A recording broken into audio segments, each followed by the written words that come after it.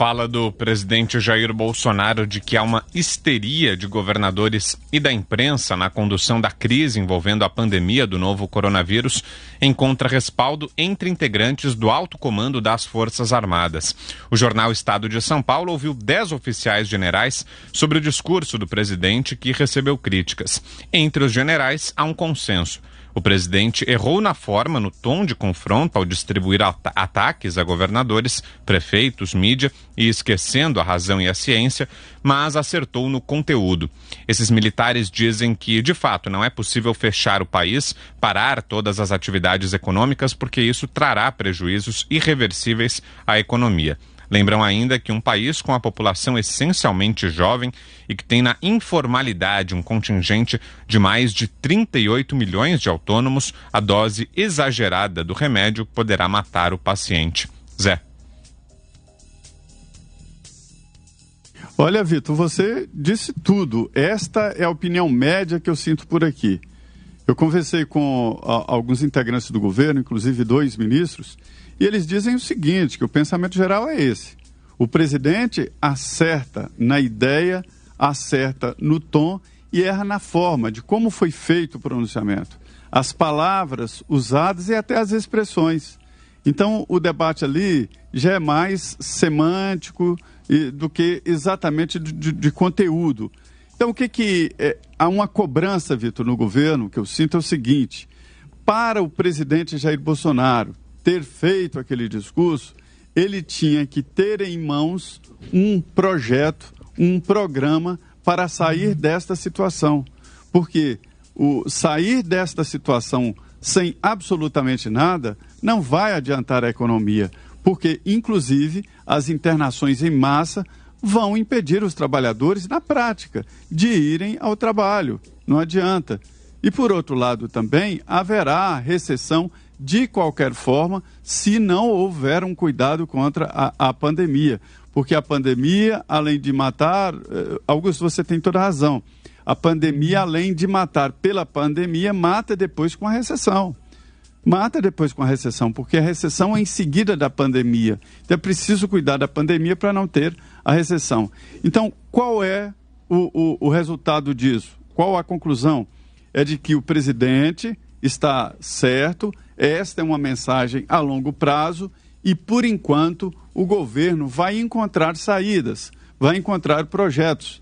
A próxima vez que o presidente Jair Bolsonaro vier a público falar da mesma coisa, ele tem que dizer, estamos suspendendo, sugerindo aos governadores, vamos fazer uma ação conjunta para suspender por isso, já com um plano nas mãos, um projeto nas mãos.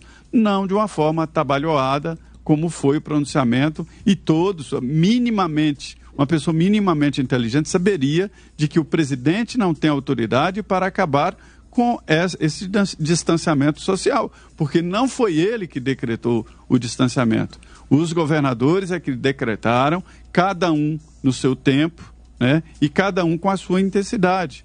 Então, foi uma fala que atrapalhou, sim, a fala, mas o discurso, dependendo do tempo, terá que ser este.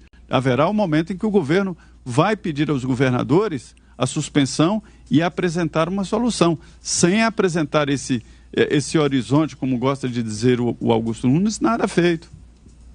Augusto.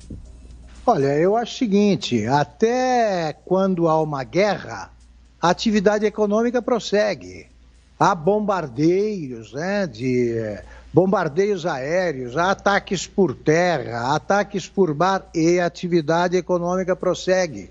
A Inglaterra foi bombardeada durante 40 dias por aviões alemães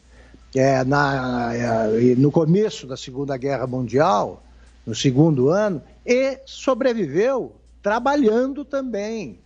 Em outros lugares continuava. Agora, não é possível você assistir a um campeonato de governantes querendo saber quem consegue eliminar completamente o direito de ir e vir durante tanto tempo. É preciso, o Zé está certo aí, é preciso estabelecer um horizonte. Vamos examinar as coisas durante 15 dias e depois vamos, mas com otimismo, Sim, vamos ver o que é que pode voltar. Porque se ninguém começar a discutir esse assunto, as crianças que não são contaminadas, e quando são contaminadas não acontece nada, continuarão sem aula. Quer dizer, está decidido, se depender dos professores, dos líderes do sindicato dos professores, acabou o ano letivo, não tem mais aula. Então tem classes com 10 pessoas que não podem, as crianças não podem estudar. Né? Eles nem pensam em ensino à distância, em alguma saída. Não, como são de classe média, aproveita e fica num enorme feriadão, porque é disso que se trata para muita gente. E repito, eu pertenço ao grupo de risco e acho que devo ficar em isolamento. Mas os saudáveis, os que se forem contaminados, talvez nem apresentem sintomas. Como é que se explica a permanência forçada desse pessoal na ociosidade quando eles precisam e querem trabalhar e o Brasil precisa disso? Proíbe. Agora, todos os governantes são de classe média ou rica. Esses só têm parentes que podem ficar isolados por tempo indeterminado, sem se preocupar com alimentação e salário.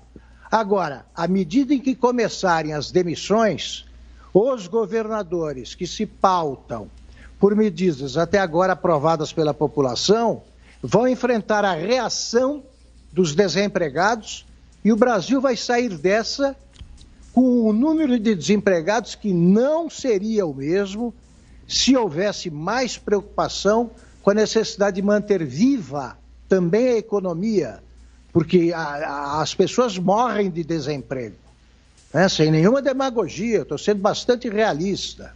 Então, quem calcula que é possível que a expansão da economia resulte em 2 milhões de mortos no Brasil é irresponsável. Quem acredita nisso é chegado a um besteirol, porque as mortes no Brasil, é improvável que elas passem, no pior cenário, de 50 mil. Se você pegar outras doenças, é o que o trânsito mata. Agora, por que não impede a circulação de veículos? Então, por que não limita a velocidade a 30 km por hora ou 10? Então, o que é preciso buscar também são as soluções menos fáceis, mais trabalhosas, porque até agora é o seguinte, não pode. É preciso procurar o que se pode fazer.